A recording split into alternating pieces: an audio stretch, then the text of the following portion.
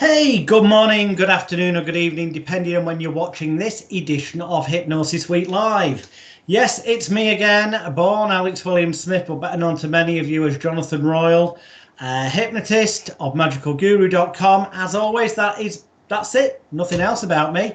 This is about our guests, and this week I am delighted to be able to welcome to the show a gentleman who I met, crikey, my daughter's 10, my wife was pregnant, so it's got to be close to 11 years ago now. Yeah. When he was over here in England, with Richard Nongard doing one of his speed trance classes. So that gives you a clue who it is, although if you recognise him, you'd know. Anyway, he's the author of numerous books, including Hypnotic Scripts That Work, volumes 1, 2, 3, and 4, best-selling DVD sets such as Speed Trance, Skits and Bits, How to Book Shows, a whole bunch of other things that we'll talk about over the next hour. It's fair to say that given that he is dubbed the Trance Master, and if you like, the father of Speed Trance, that inductions are his speciality, so we'll definitely be talking about that over the next hour. So please welcome to the show hypnotherapist and stage hypnotist extraordinaire, Mr. John Cerbone.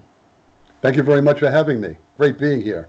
Hey, thanks for being here, John. Look, so I'm going to start and end the next hour with the questions I ask everyone, and then the bits in the middle will be different. They'll be on you, but the first one is, as you sit here today, you are John Cerbone, you are known as the Trance Master, you do hypnotherapy and stage hypnosis, as well as teaching people, but at some point, you weren't a hypnotist.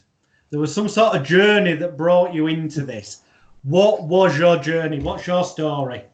Well, at 3 years old, going back to that, Okay. my father was stressing me out, and then before we'd have dinner or something, he'd say to me, go upstairs and clean your room.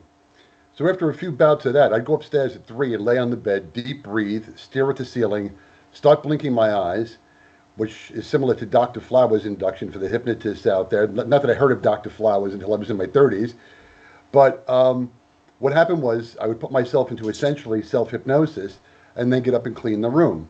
This went on for a couple of years, and by the age of 5, after my parents got over the fact that they thought it was strange that I was doing that, they asked me at 5 years old to teach them how to do it, to take their stress levels away. So at 5 years old, I was teaching hypnosis to my parents, not knowing it was hypnosis. It's funny because throughout the years, I've always had brushes with hypnosis throughout my entire life. I remember watching TV shows as a kid, old TV shows like Bewitched, where they were occasionally using hypnosis and that. Or I remember seeing Orman McGill, my late friend, when I was a tiny boy on TV shows, hypnotizing children, for example. And for some reason, when I met him, he and I had an immediate affinity. It wasn't until after he passed away, I did some self-hypnosis and realized I'd been watching him on TV since I was tiny. So I've been at this most of my life. Through grammar school years, there were kids thinking about running away from home. And they weren't the kids right here in the class. They were the kids off to the side. I barely knew them. We moved around a few times, so I was constantly the new kid. So I was in a total of 5 grammar schools.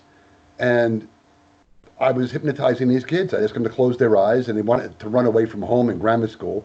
And later in high school and college, it was run away, or in some cases, worse things. They wanted to kill themselves. They were upset about their lives, their families. And I would just ask them to close their eyes. And when they opened their eyes, no longer did they want to do those things. Did that happen every week? No. But sometimes it was 2 or 3 people in a week. Sometimes it was every couple of months. But I always had this in my back pocket, sort of. And people seemed to be drawn to me to help them. So I've been at this most of my life. And then when I graduated college, I was using it to motivate myself to go out and sell. I was in a sales force, and I left that company. I'm going to put a little data myself. I was selling video movies on cassettes, I was just working for a distributorship. I remember that. Yes, me too. A lot of that. And I was a top salesman in the company, and within, I don't know, a couple of years, they moved in some other person and gave her half my territory. And within a year, not even a year, within 3 months, I was a top salesman again, motivating myself. I left that company. I was selling insurance for a major corporation that sells insurance all over the world. And within 3 months, they had me teaching the training class. And I said, where's my certificate? And they said, you have 9 more months left. And I was actually using hypnosis techniques in those workshops. They had a guy come in one time who was a hypnotherapist, as you call them in your part of the world, or a hypnotist, as we call them in the eastern seaboard of the United States. Mm-hmm. And I said, this is rather interesting. But his pre-talk wasn't really what it should be. He said, you're going to work more hours in a week. I said, no, I'm putting in like ridiculous amounts of hours. You're going to work more days of the week. I said, no, I'm putting in 6 days now. I check the messages on Sundays. And everybody in the room turned it to James Bond. You're not getting me. You're not getting me. And I realized what a bad pre-talk was by being through that experience. So at that point, leaving that company, I owned another business and I was using it to motivate people in the gym I owned, or was a junior partner in anyway. And from that, I took it out to the world. And I was getting sometimes a handful of people at a workshop. And sometimes I had hundreds of people showing up, depending upon the size of the room and the amount of advertising. And I was calling it personal empowerment meditation back in those days. And I had what I called my hippie contingent, men and women with ponytails. To it, that actually. I'm sorry? It's got a nice ring to it, that. Yeah, and I still use that on meditation. Yeah, I was using that. I still use it on my website. There are still some MP3s people can buy with that. And I had my ponytail hippie people. They would run in, men and women with ponytails, sleeping bags, and they would run in to get high from the meditation process. They would just lay there and kind of enjoy the happy feelings of being in another place and connecting with higher power. And at the end of one of the workshops, this fellow walked up to me and said, "You're one heck of a hypnotist." And jokingly, I said, "A hypno what?" And he said, "No, no, no, you know what you're doing. Come get certified so you can do more things and help more people." So I took one, and I asked him about doing the class, and he gave me a number. I said, "Are you crazy?" And he said to me, "No, no, you're comped in. You're getting hundreds of people here." So the first couple of trainings, I was comped in, and then I started to reach out to different hypnosis groups and organizations, and I continued to take more and more training, and I began to see weak spots in the training and books I was told to read with suggestions with typographical errors. One of my favorite typographical errors in one of those old books was, "You're feeling relaxed, you're feeling happy, you're feeling clam." Not calm, clam. Oh, lovely. And I would read that, as we do in trance, as suggestions, and then giggle like an idiot, trying not to laugh in the middle of the session while the person had their eyes closed. And I knew what was coming, and I never corrected it. I would just sit there and go like this. But eventually I decided that the stuff I was reading wasn't what it could be, so I started to write my own things. And eventually I compiled it into a book. So Hypnotic Scripts That Work, Volume 1, is a combination of, it's actually version 7, because I originally released version 1, then version 2, and then more and more. And eventually, one of the hypnosis organizations said, "You know, people are buying version 5 and 6, and now you got 7, and they're complaining. Just do a new book." So then it became the second book, More Hypnotic Scripts That Work. Then I wrote a book called Power Hypnosis, The Future of Hypnotic Sessions, which is a whole rethinking of how we structure suggestions to get the subconscious mind to automatically work out issues and make it a person's ally rather than an enemy. And then the fourth book, again, is Even More Hypnotic Scripts That Work. You see, I have kind of a theme going there. I had some friends in Canada that suggested that at the time, like, you know, keep a theme going.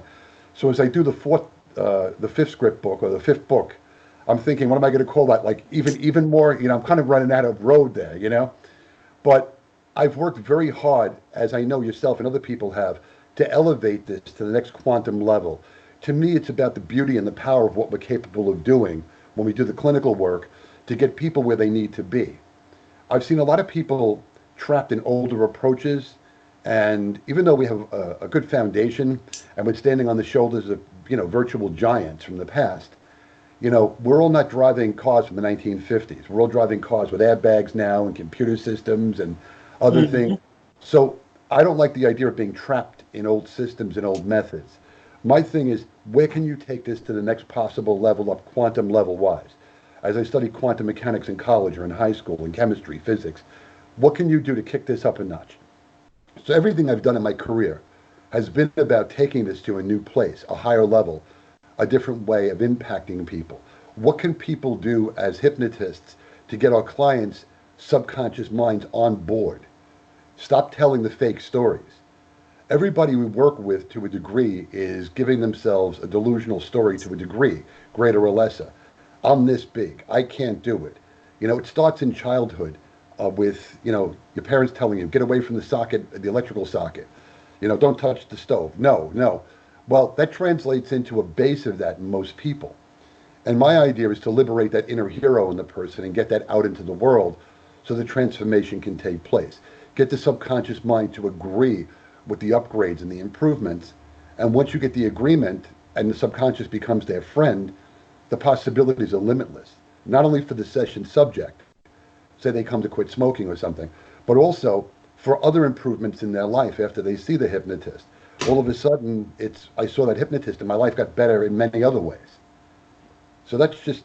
So are you doing that? Are you doing that in sort of a direct suggestion manner, or in the kind of ideomotor response signals from the unconscious mind manner?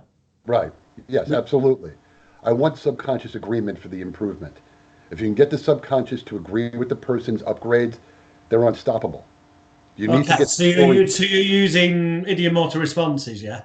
Ideomotor responses, sure, I do that. I mean, nothing's off the table here. I'm also, if the person has a religious or spiritual background, I'm talking about divine inspiration. If they have loving relationships at home with their wife or their husband and kids, they're improving for themselves and the people they love. Nothing's off the table to a degree when it comes to getting somebody to upgrade their life into a better, a good place, an inspired place, a heroic place, an unstoppable inspiration, whatever words I have to use to get them into the light. And I use many of these words. So if you get me started, I'm liable to keep talking for an hour. But the idea is to get them motivated towards the positive improvements. So all techniques I use, whether it's the inductions I've written or scripted verbally, or the speed inductions, which up to date I've invented 91 of them so far. I'm striving for that 100 mark, in my head. I got to break 100. 3 of them I can't do. 3 of them involve card manipulation for magicians, because I've had magicians show up, and I'm not a great card manipulator. All right. But so far I can do 89 of my own 91 inductions.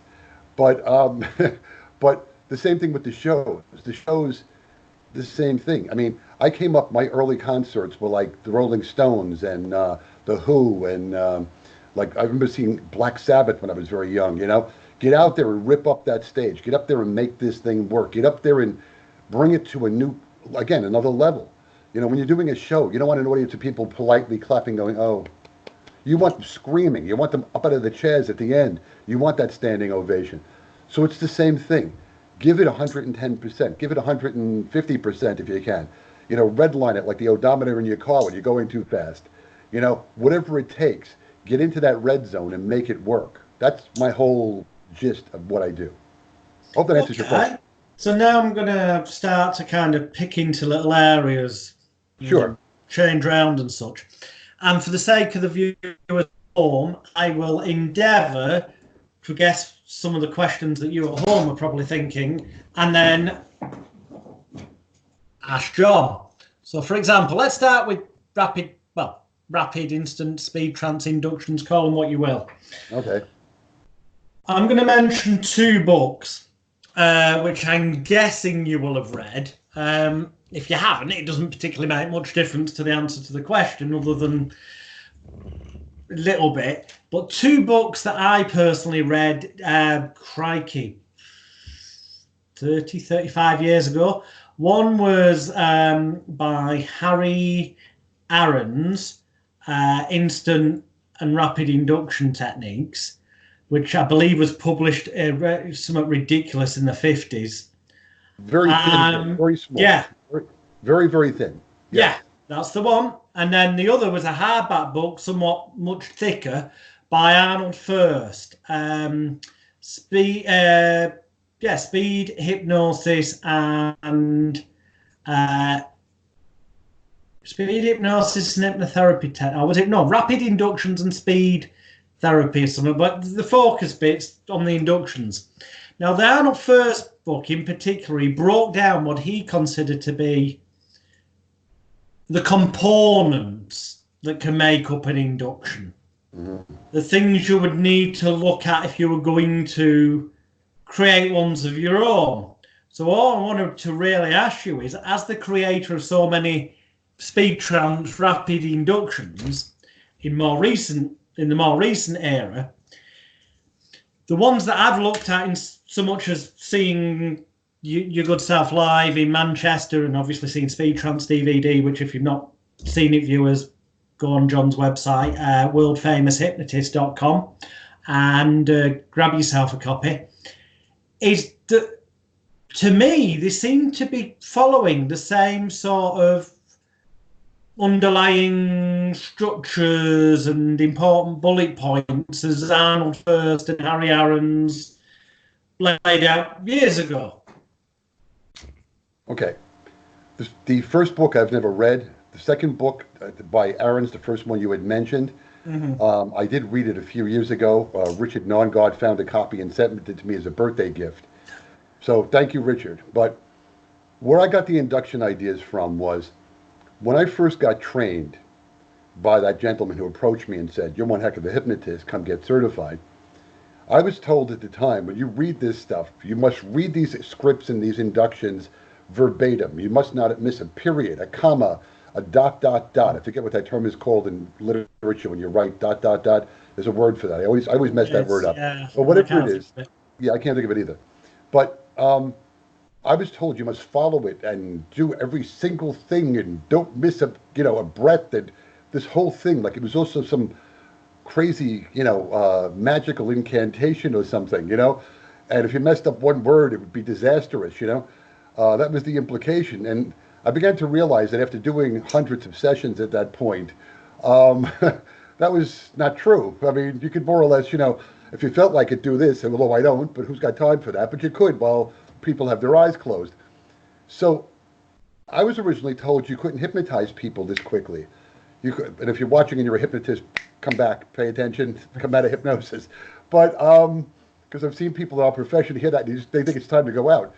But what I learned from was I was watching at one of the hypnosis conferences some of the older guys doing inductions, like on the side in a classroom. And I remember approaching a few of them.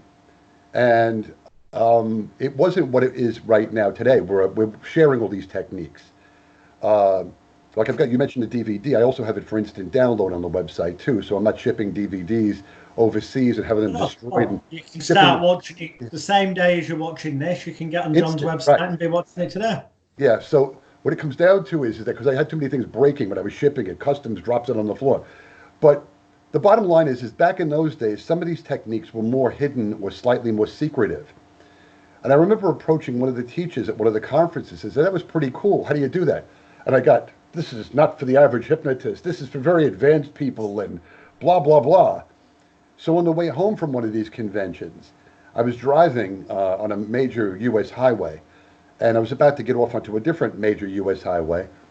And a tractor-trailer truck, or as you call it, an articulated lorry, flipped over and blocked the exit I was going to get off. So I had to take the longer, more annoying way home down the coast, And I was daydreaming. And I said, I really want to learn how to do that. And so far I'm being hindered. And I'm driving the car thinking, and I said, wait a minute.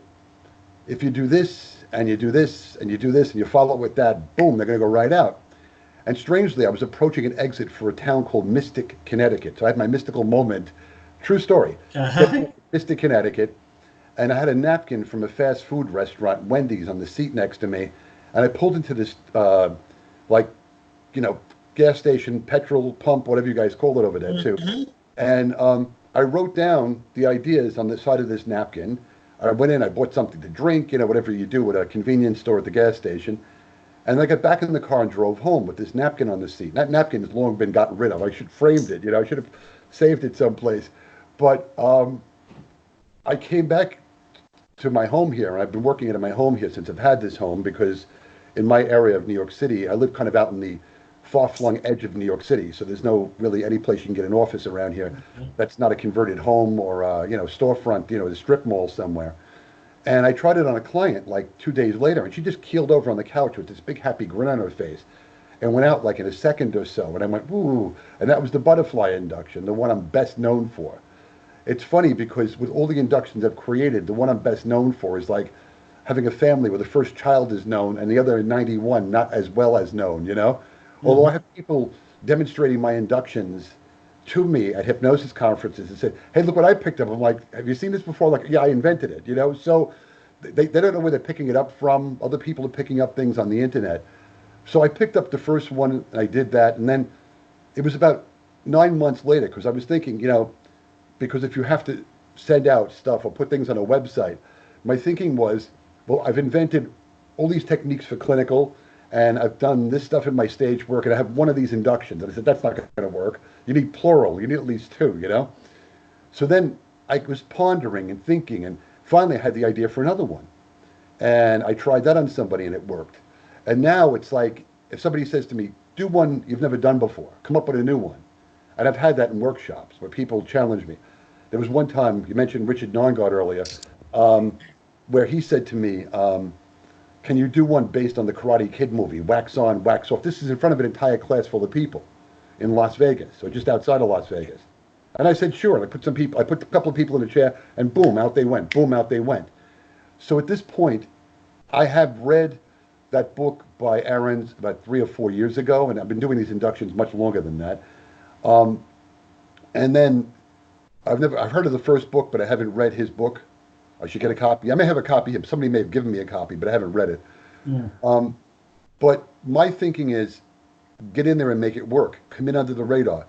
There are at least 7 ways people get hypnotized, and if you can infuse all of them together at once in a very short window of time.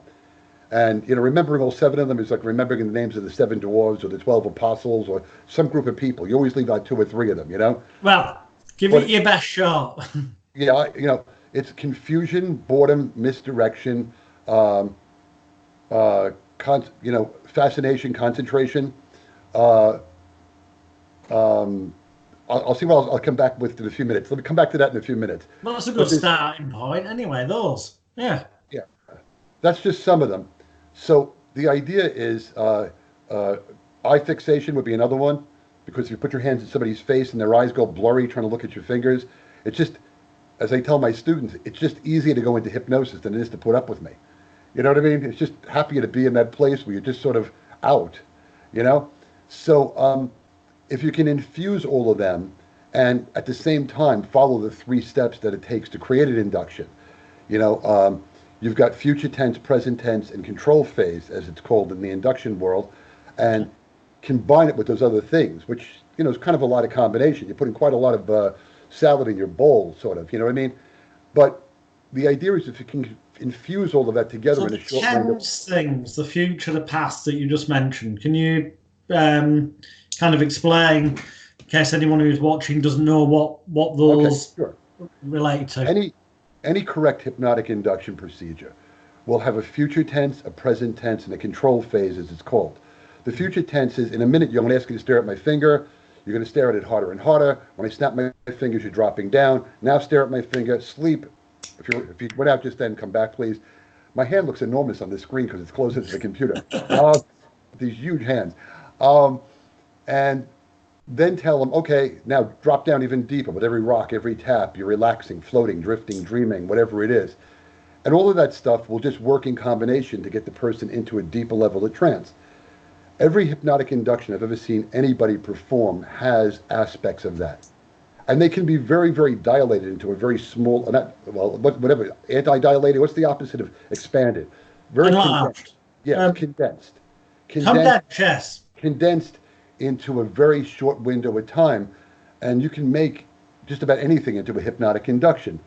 I've seen in a major entertainment city, I won't even mention which one it is in the US, a hypnotist who's doing a regular show where he brings up 45 people or more on the stage, and by the end of the show, he's got 6 people left or 5 people, because his induction doesn't follow those steps.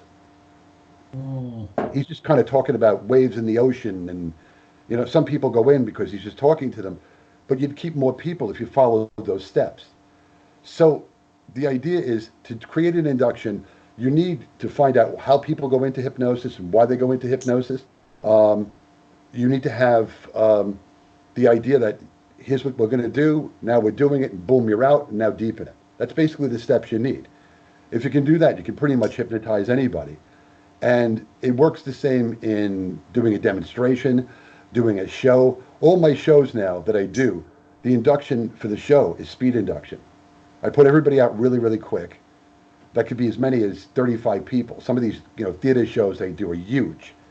And it's a lot of running on my part, so I got to keep myself moving and keep myself in shape and keep the weight down, you know?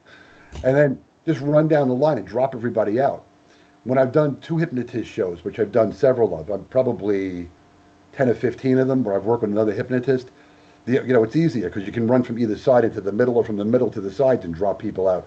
Playing But the devil's idea, advocate, do you what's it law? Then once the rapid induction, instant induction, whatever, has been done on these people, do you then as a group do a 10 down to 1 staircase or such similar, as we would call it, deepener on the group? yes, I do deepeners, absolutely, because once they're out, you want them to stay with you to the end of So the show. arguably, just to play devil's advocate, as long as you've got the buggers shocked enough to close their eyes when you tell them to and keep them closed long enough till you do the deepener, the Right. deepener effectively, arguably, is just a mini speeded up Richard's favourite induction, but a mini speeded up version of a progressive relaxation induction, a deepener. So Yeah. arguably, the induction could actually be happening at the deepener, and the other bit could just be that they've got sensory overload, disorientated, confused, or F me, what's going on because we're on stage, I better close my eyes because Mr. Authority Figure said do so. Yeah, well, the idea is to deepen it so they don't pop back up again, I don't want to see somebody pop up their head. Once in a while. Yeah, I'm just mooting the fact that maybe you're not deepening them at that point. Maybe that's actually the induction. Yeah, but sometimes I just count to 5 and say sleep, and they almost fall out of the chair. So I think part of it has to do with the fact that, yes, you are the authority figure. Yes, they are the hypnotist. Yes, to a lot of the things you said. But when I drop them out like that, one of the things I notice is that their eyelids are fluttering and their eyes roll up into their heads if their eyes are still open. And usually when I notice their eyes roll up into their head as their eyes close, as they fall forward or off to the side, depending upon the size of the person and the shape of the crowd and the width of the chairs for their backsides and hips and shoulders, I normally notice that their eyes go up into their eyelid, up into their, towards their foreheads, and that their eyelids are already fluttering, much like yours are right now. Please don't go out on me. And at that point, when I'm seeing the eyelid flutter, and that's a theory of mine, which I can sort of phase into to explain this better, possibly. Yeah, please. There are 6 levels in the Harry Aaron's depth scale of hypnotic depth testing. And consequently, I've also noticed that in association with that, there are 6 levels of REM states. And I believe personally, as a pet theory of mine, that REM states and hypnosis are very much connected, even though they're not sleeping. Mm-hmm. So in the first 3 stages of hypnotic depth testing in the Aaron scale, you'll notice eyelid flutter. Their eyelids are going up and down. In the latter 3 stages, I've noticed their eyeballs go back and forth, which is the equivalent of deep sleep hypnotic dreaming, even though sleep and hypnosis are 2 different things. I often explain to my clients, if you're in a private session, if awake is over here and asleep is over there, hypnotism's in the middle. So you pass through it to fall asleep, you pass through it to wake up. So when I'm looking for eyelid flutter in these people, and when the eyes are closed and I start seeing the eyelids are going up and down, I know they're in at least one of the first 3 stages of hypnosis.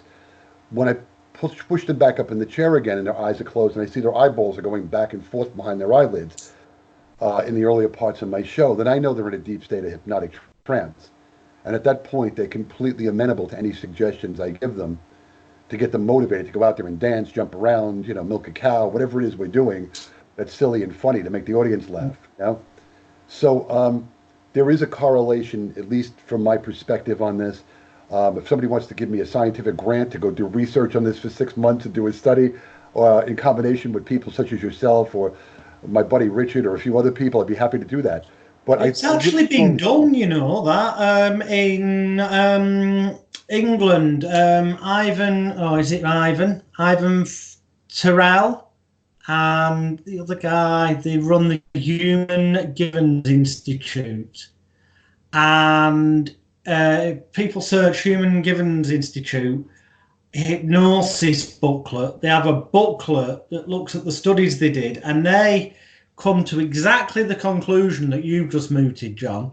But they've actually done studies, and they pretty much say that hypnosis, what is regarded as being deep trance hypnosis, is practically identical to REM sleep. Right. And once they're in REM, if you're doing a private session and you're seeing the eyeballs going back and forth, especially in the latter 4 stages, when you give them suggestions, it's the equivalent of sticking a USB jack into their head, into their brain computer, because everything they take from you is being adapted into their own mind and their own set of circumstances in a completely uncritical way. So all the transformation takes place that way.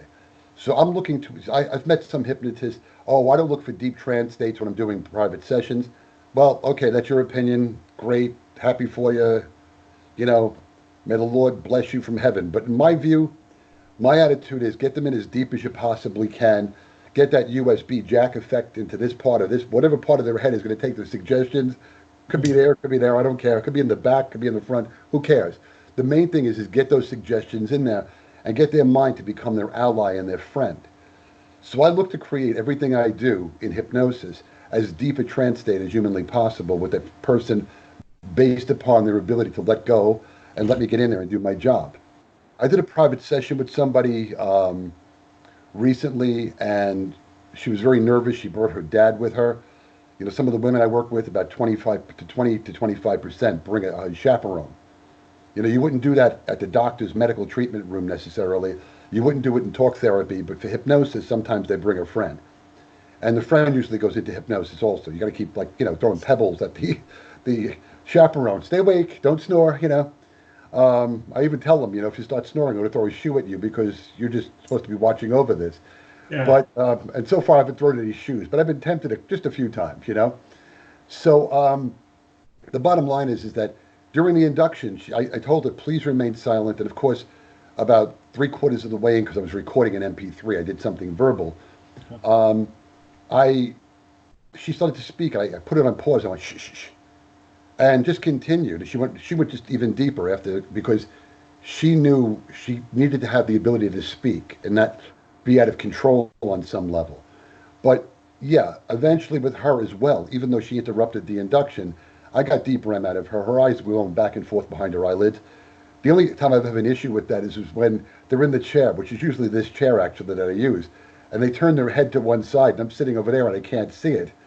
So I've been thinking about getting a stick with a mirror on it, you know, like the thing they took off, or, you know, contraband or bombs or something, to see if, you know, there's anything that, you know, I can do to see what their eyes are doing. But generally, when you get somebody into that level of hypnosis, they're going to give you 110% of their subconscious in order to absorb whatever it is you're sharing with them. You know, again, we're working in their interest, and I want like the best, most ultimate turbocharged experience you can get out of a hypnosis session every time I do it. So my experience may relate to yours, it may not. But I found that good rapid induction that gets them as quick as possible, ideally if it's got shock in there as well, in the sense of disorientating sensory overload. Yeah, you do have to follow up with a deepener, like we said before, so they're not going to slip out. But that, generally speaking, doing a really quick induction and then a short deepener takes them a lot deeper than doing a long induction. Right. Absolutely.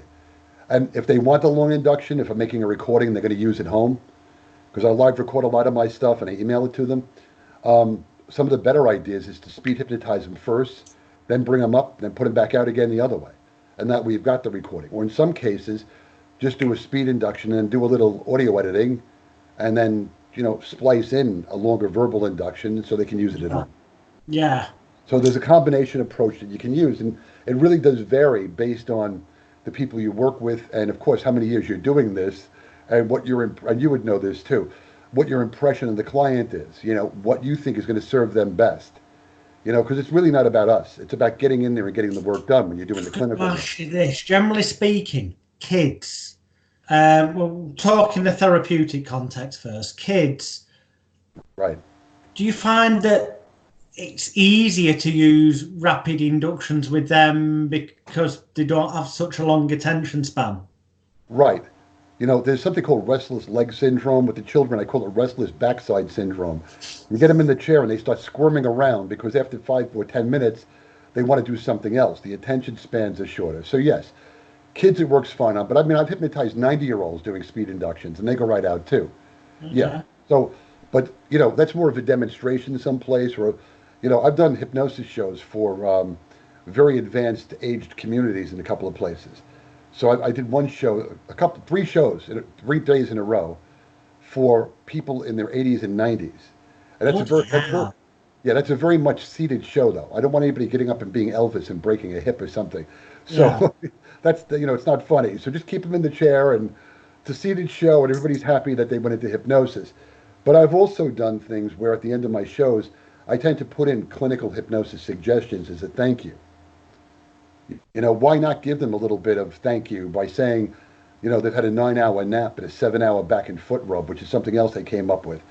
I think everybody in the world needs a 9-hour nap and a 7-hour back and foot rub.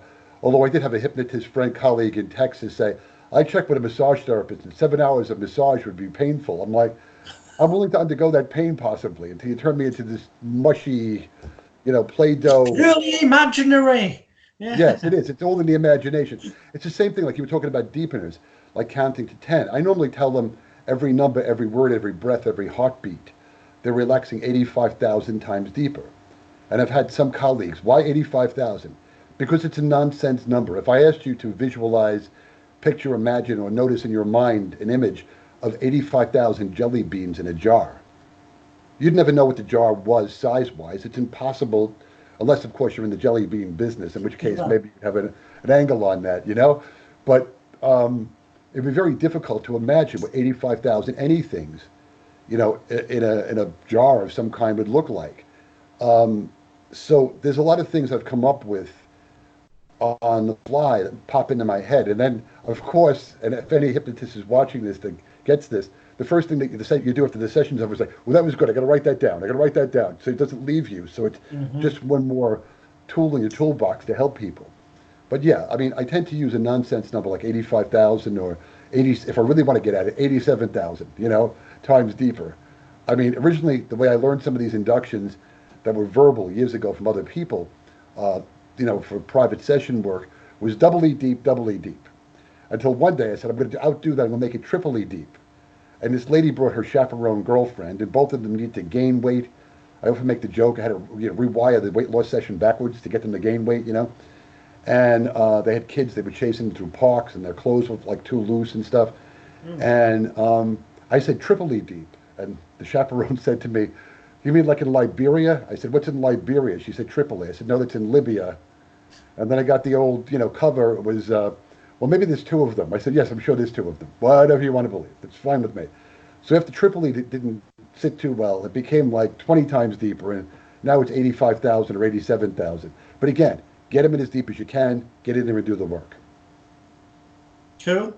Now, in terms of the work, we're still on the subject of therapy here.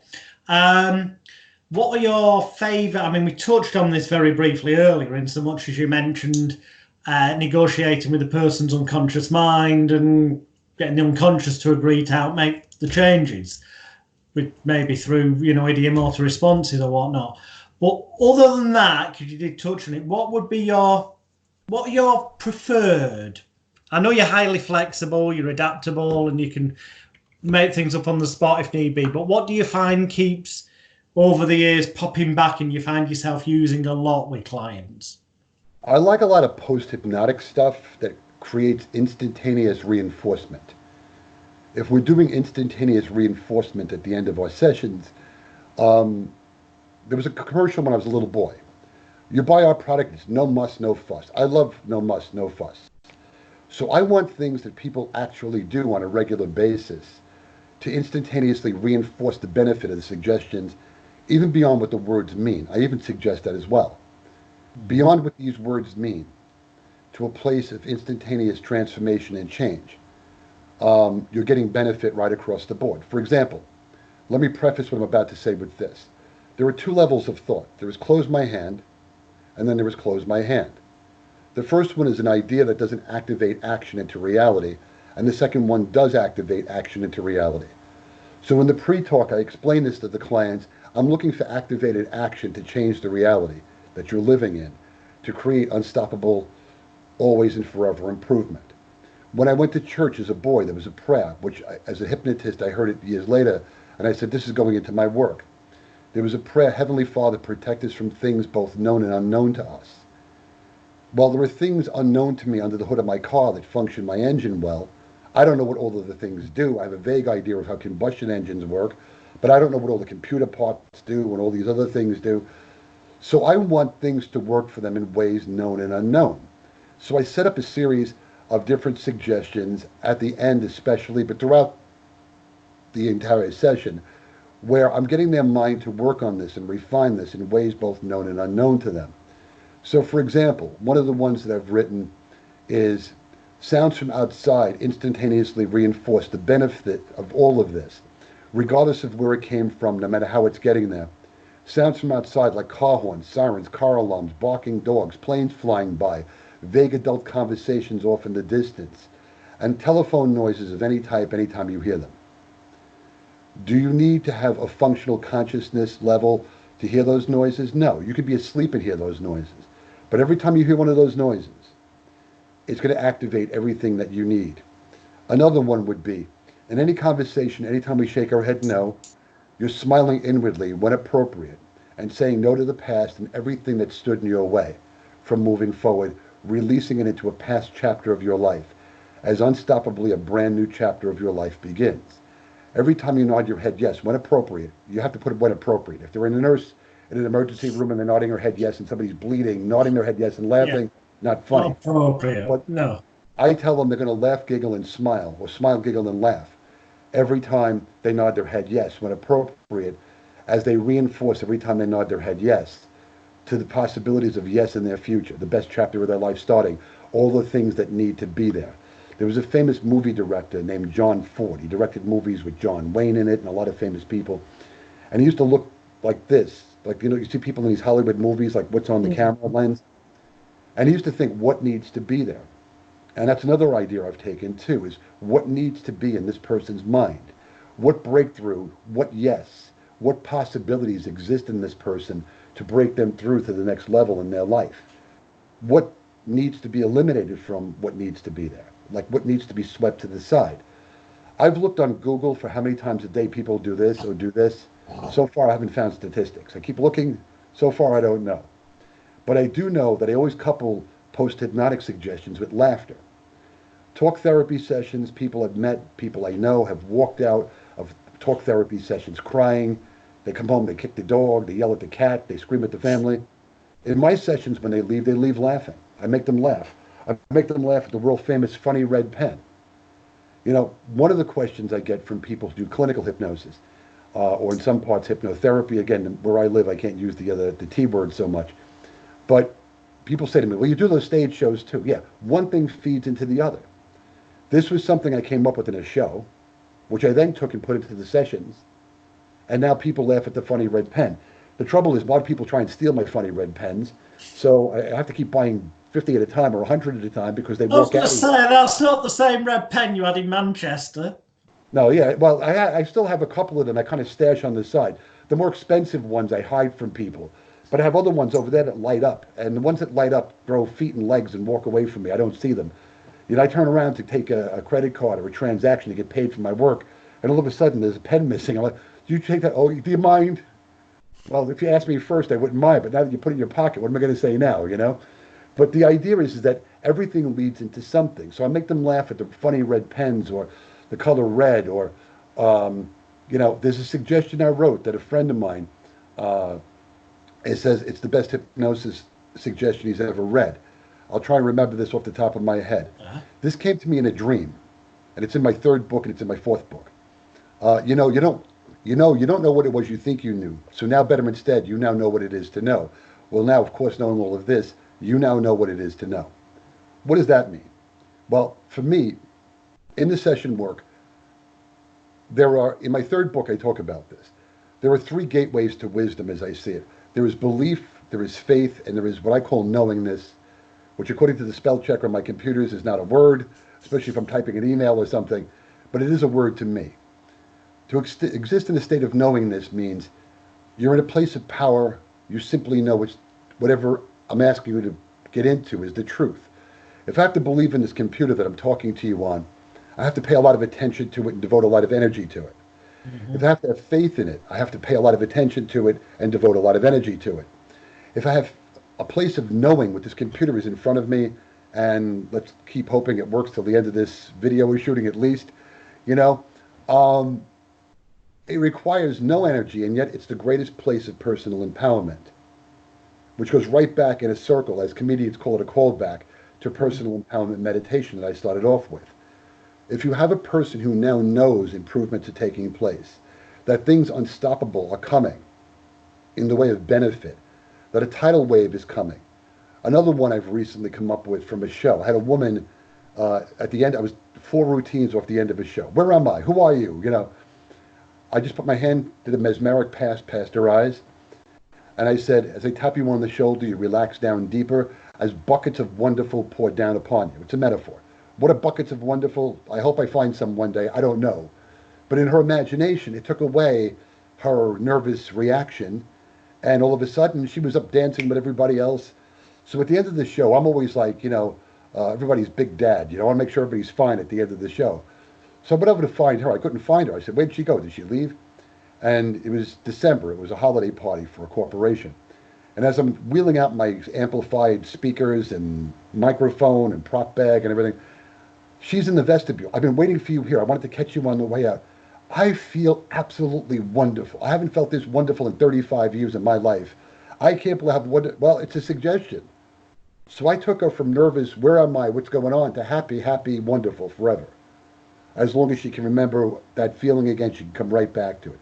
I've never felt this way, she said to me. Well, why shouldn't we be feeling this way? We're all feeling some other way because we believed in somebody else's limited existence or truth which was not as unconditional and unlimited as it possibly could have been. Our job is to get these people up to the next level. And that's why even in the shows, I stick in some clinical suggestions at the end. Yeah, and I stick them to chairs and stuff like that too after they're out. You know, just some of the fun stuff to keep the show going a little bit more. But again, get in there and open up their minds. Other things that they put into the end of the session. Your mighty inner hero, the part of you that is doubtless, fearless, mighty, is reversing back upon itself all of the shadowy energy that blocked your past. As you reverse that back upon itself, the hero within you rises, bigger and mightier than any challenge you'll ever need to overcome in your life. You are now the mighty hero of your life. You think about the stories these people tell. They think because they were traumatized by X, Y, and Z or A, B, and C, they are that trauma. They don't salute nor acknowledge within themselves the hero they are that circumvented and overcame that thing. And you got to start giving credit where it's due, and people don't. So our job is to shake them up, maybe not physically, although there are some days I want to just grab somebody by the shoulders for a second, even though I don't, and take them up to that other place. Why not? Why is everybody scrambling around, you know, crawling around in the mud and the dirt when we should be practically flying in the air, how powerful we are? You know, I tell people from the old movies I saw as a kid, you could be Tokyo or you could be Godzilla. You know, personally, I think Godzilla's having more fun. You know what I mean? Don't be overwhelmed by that monster you're pumping the energy into. Put the energy back into yourself. Take away, also in my sessions, eradicate problem thinking. Make it challenge orientation. Take away words like negative and put in, you know, something more unconditional is happening to you. You're rising up to a more inspired, unconditional empowerment. Things along this line. Your mind is fluidly adapting itself to generate these improvements while you're awake, while you're asleep, even while happy, pleasant dreams, you know, dissolve barriers as you flow beyond them. Another one of mine, you know, like a mighty river flowing down the side of a mountain in the spring, you flow over, around, beyond, and through any and all obstacles to wherever it is you best need to be. And like a boulder in that fast-running stream, as the adversity in your life hits you, it moves around you and far away from you, and by that experience, you are now shinier, brighter, and polished. So there's a lot of things I throw into sessions. With these examples that you've just given, John, one thing that I noticed, which I'm hoping the viewers have noticed as well, if you haven't, even more reason why you should go and check out John's website and have a look at the books so that you spot what I'm about to say, which is there's an element of metaphor there, which, as we know in therapy, can be very therapeutic, a conscious level, I'm seeing that almost it isn't nonsense talk because there is the metaphor there, but by the same token as there being a metaphor, it's almost nonsensical at a conscious level, which Right, would cause an element of confusion and disorientation, which is helping to enable critical faculty right, bypass. right, Um, and as human beings, we are set up, people who know their NLP know with nested loops, the brain wants all the stories to be finished off. Well, if consciously you can't make total sense of the suggestion, it's going to get handed over to the unconscious because naturally he wants to sort it out and it's going to make some sense of it. And the way John structured the examples he's given us, it seems to me that the only conclusion the unconscious, subconscious, call it what you will, could come to is one that's going to be beneficial for the client because of the way you've structured the phraseology in the first place. right. I want their mind to take this like American football. They put it under their arm and they run down the field. Or I don't know what the equivalent in Europe would be of that, but the idea is take the ball and Rugby. run with it. Huh? Rugby? Rugby. Like, so that's Yeah. what I thought. Rugby. But like rugby, take the ball and run down the field with it to where you best need to be at the end. And everybody's capable of doing that to some greater or lesser extent, except somehow they've, to use another metaphor, they've built a jail around themselves. It's imaginary. The door is open. They're holding the key to the cell anyway. And with the blink of an eye, they can dissolve the jail cell. It's all because they've been told limited ideas so much, and they've come to believe in those ideas. And I don't want you to believe in anything. I don't want you to have faith in anything. I want you to know the power is inside of you, and you can do anything you put your mind to within reason. People say, well, if I jump off the roof, can I fly? With the right apparatus on your back, possibly you could. You know? So, Without, yeah. people have said to me, I say, you can empower yourself in any moment. What if somebody's pulling a gun on you? Let me tell you, I've grown up in New York City. That's happened a couple of times. I've never surrendered my wallet. I have no extra bullet holes in my body of any kind. I've mentally outflanked people who have done that using, language techniques and other things not to buy into whatever they wanted me to become or what they wanted me to be. So the idea is that with clients who are stuck in, say, relationship issues, what is the dynamic in the relationship? What do you want that person to be? What do they want you to become? What do you turn into when they're there? Once you start to dissolve those things, everything changes. So get the subconscious mind in its childlike method and understanding of things to absorb stuff.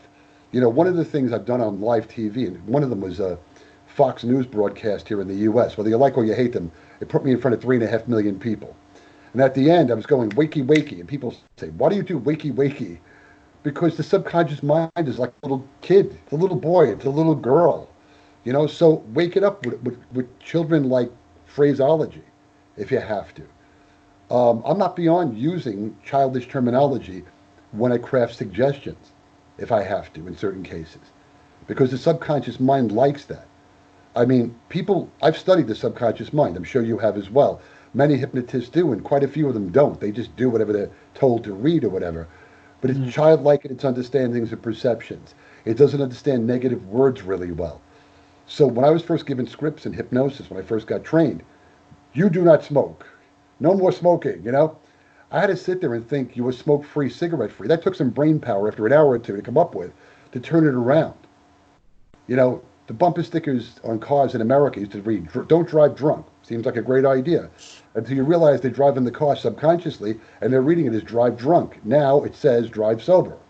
Yeah. So it's the same thing. Understand the language base you need to work in to get the job done, and understand what switches you can turn on in the person's mind.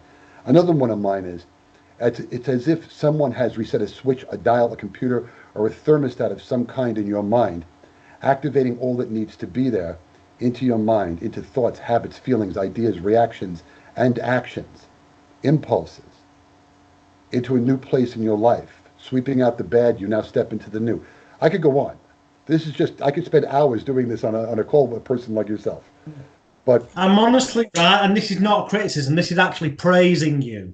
I'm criticizing other people here, but I'm not criticizing them. It's just more of an observation. could take that sentence you just said, and people watching, when the video finishes, if you go and get a notepad and a pen and watch this again and take notes, because there is gold and you can make notes of these to keep you going while you're waiting for your books to arrive off John's website. Or instant go and have a download. look at. Everything is instant download too. I have Oh, right, excellent. So you can get it on download as well. Instant download saves me a lot of shipping troubles.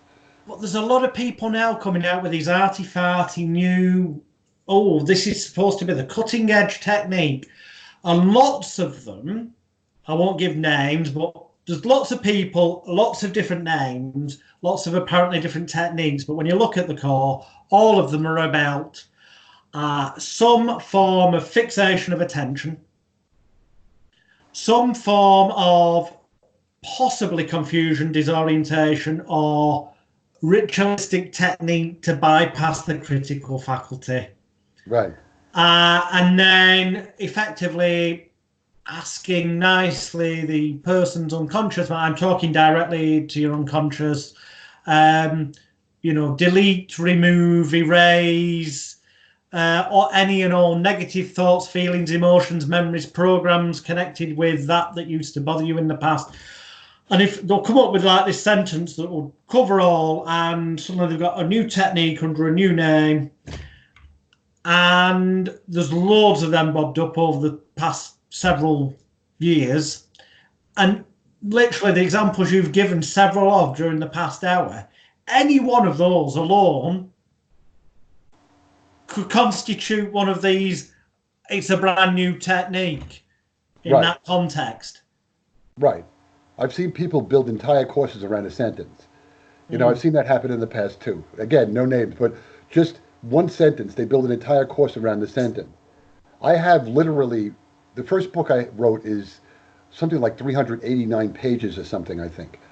So, people say to me, is it easy to write a book? Think about writing a term paper in high school or college, 10 pages, 15 pages, and you're like, oh my goodness. Try writing 300 and whatever pages. And then the other books are 200 here and 300, 250, whatever it is. But everything I've written is written like that. And sometimes some of these techniques are in one script or the other script. I mean, I'm not going to say that they're not. Because if you're resetting a dial, a switch, a thermostat, or a computer in somebody's head, or starting a new chapter of your life, everybody who comes to you for a private session wants a new chapter. Otherwise, what are they doing there? Yeah. Unless they have money to throw at you, in which case you could just say, take the money and close the door in their face. The idea is, if they come in and they're serious about improvement, then get it done, however it works.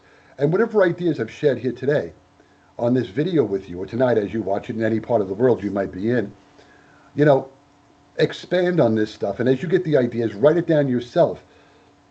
I tell all my students, I'm currently training a student these days, write down your own stuff and keep a file in your computer. Put it up on the cloud, so if your computer crashes, you've got backup. But whatever techniques I'm sharing with you, build on things. If we didn't share as a society engineering techniques with each other, we wouldn't have skyscraper buildings or cars that we have or planes that we fly in. If we didn't share surgical techniques, we wouldn't have heart surgery, brain surgery, other surgeries, medicines. With the hypnosis community, I've seen people sometimes reluctant to share things. Get out there and share this stuff. Get out there and make it your own. Go out there and invent something brilliant. Brilliance is inside of all of us if we just look for it a little bit. And that's been my philosophy as a teacher of this stuff now. I've been a teacher almost 25 years, actually doing classes at this point. And I've been in private practice about 35 years at this point. I know I don't look it with this youthful face of mine, but, the bottom line is that it's all about elevating this to the next level. I mentioned Orman McGill earlier. I was friends with him. It was the later part of his life.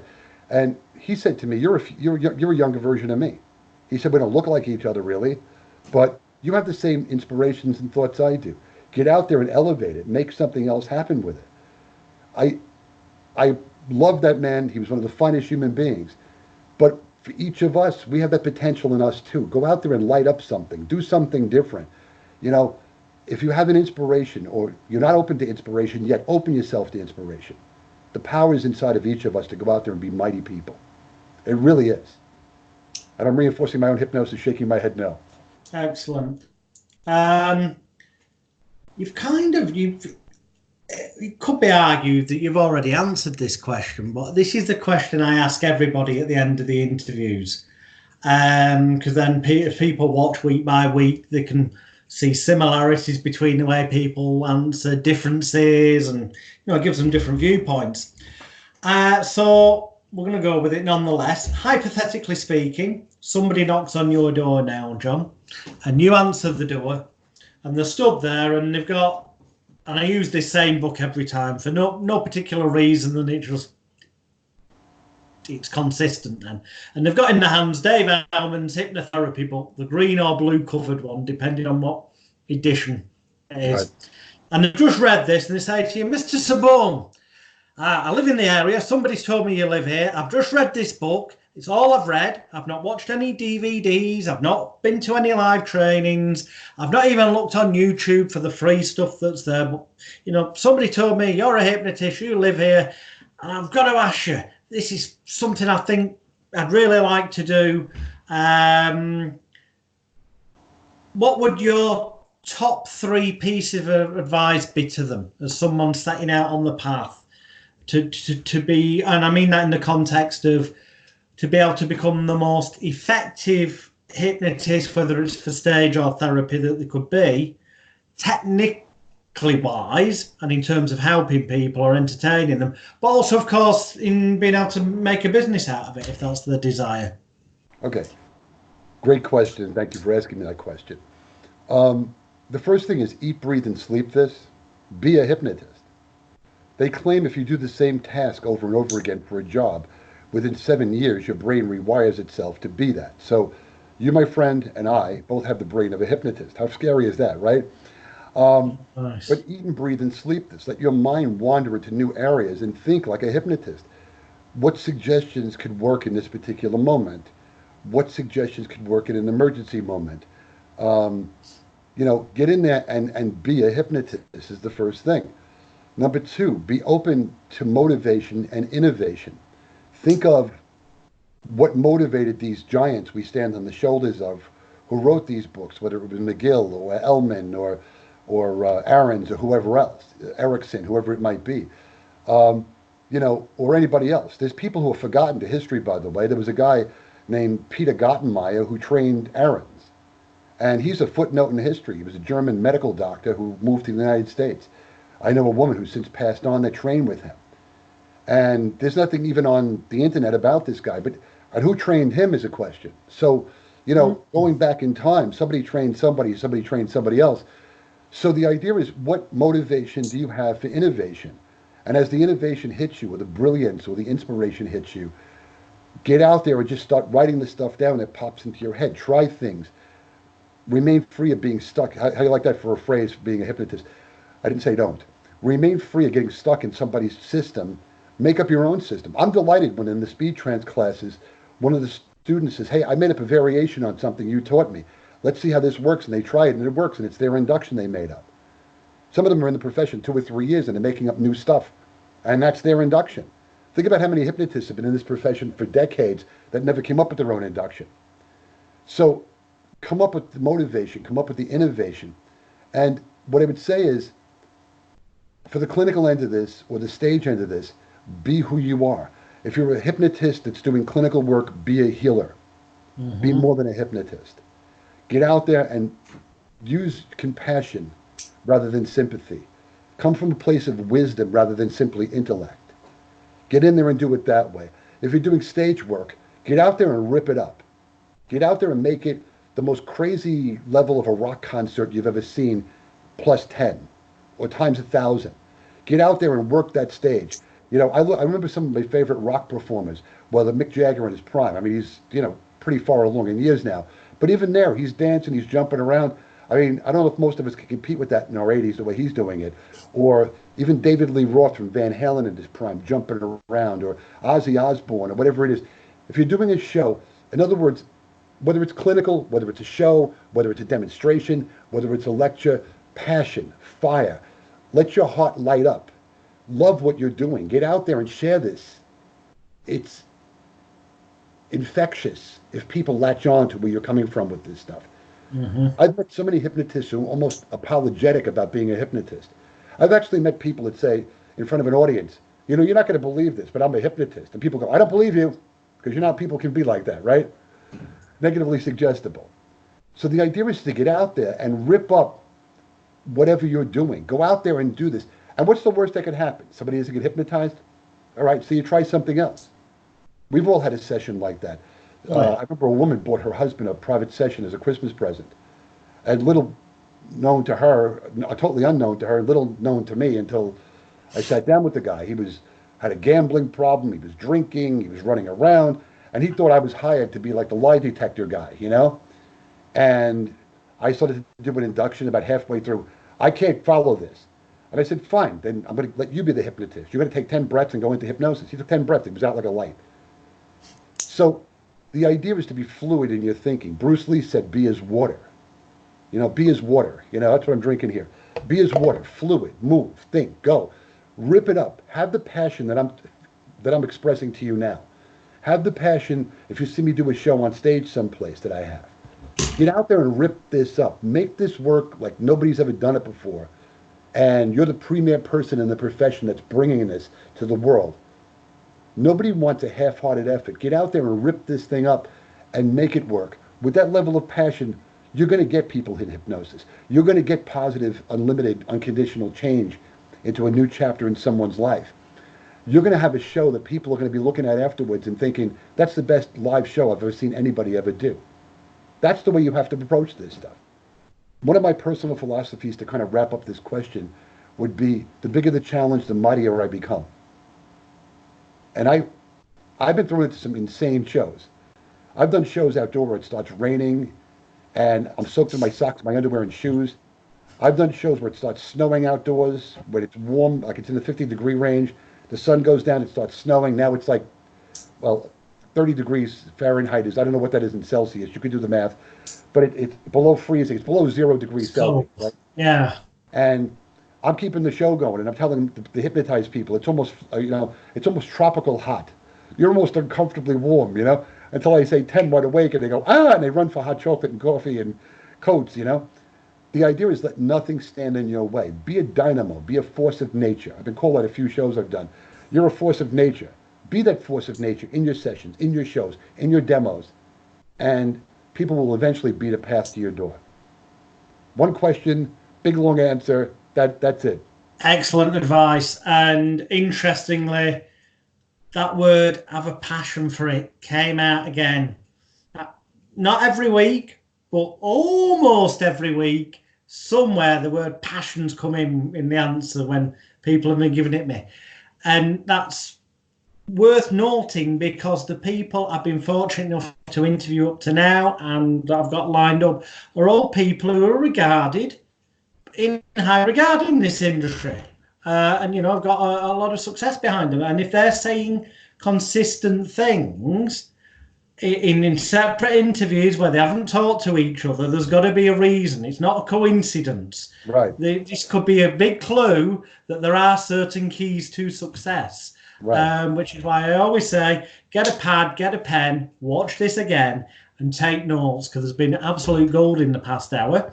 And then get yourself over to worldfamoushypnotist.com where John's got his downloads, his books, links to print edition books. If you're like me, you prefer to have a book in your hand. Right, me too. But they're all on there. Where people watch your YouTube channel, how can people find you in other ways, John? Just go to, just type in Hypnotist John Cerbone, my name, it'll come right up. Well, yeah, it will. He's got tons of videos on. Or Trancemaster. Type in Trancemaster, also comes up. That's my stage name. Excellent. But there will be a link to John's website below. Get a new set of teeth below this video when it goes live. So thank you all for tuning in and watching. Thank you ever so much, John, for your time. It's been an absolute pleasure. Remember, it's worldfamoushypnotist.com, and we'll see you next week for another edition of Hypnosis Week. Bye for now.